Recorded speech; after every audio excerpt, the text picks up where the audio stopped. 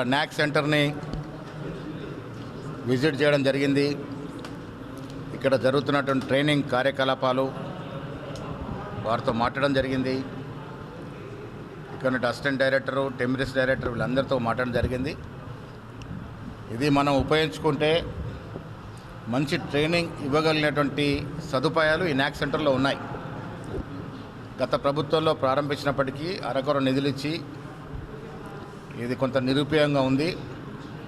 దీన్ని పరిపూర్ణంగా ఉపయోగం తీసుకురావడానికి నేను సంక్షేమ శాఖ మంత్రివర్యులు లక్ష్మణ్ గారితో మాట్లాడడం జరిగింది. ఐటీ మినిస్టర్ గారితో మాట్లాడడం జరిగింది. ఇక్కడ ఇప్పుడు కేవలం 20 మంది మాత్రమే సర్వే దాని మీద ట్రైనింగ్ పొందుతూ ఉన్నారు. ఇక్కడ ఎలక్ట్రికల్ కానీ, సివింగ్ కానీ, ఐటీ కానీ ఇవన్నిటి విషయాల్లో కూడా పూర్తి అవగాహనతో ట్రైనింగ్ ఇచ్చే ఫ్యాకల్టీతో ట్రైనింగ్ ఇవ్వడం జరుగుతుంది. సో రాష్ట్రంలో ఉన్నటువంటి అన్ని డిపార్ట్మెంట్స్తో మాట్లాడి ట్రైనింగ్ పొందాల్సినటువంటి విద్యార్థుల్ని ఇక్కడ పంపించాల్సిందిగా నేను ప్రభుత్వాన్ని కోరుతాను, మంత్రులతో మాట్లాడతాను. ఇక్కడ ట్రైనింగ్ పొందితే అది పాలిటెక్నిక్ డిప్లొమాకి ఈక్వల్గా ట్రీట్ చేయబడుతుంది. విదేశాల్లో ఉద్యోగాల్లో కూడా వీళ్ళకి అవకాశాలు వస్తాయి.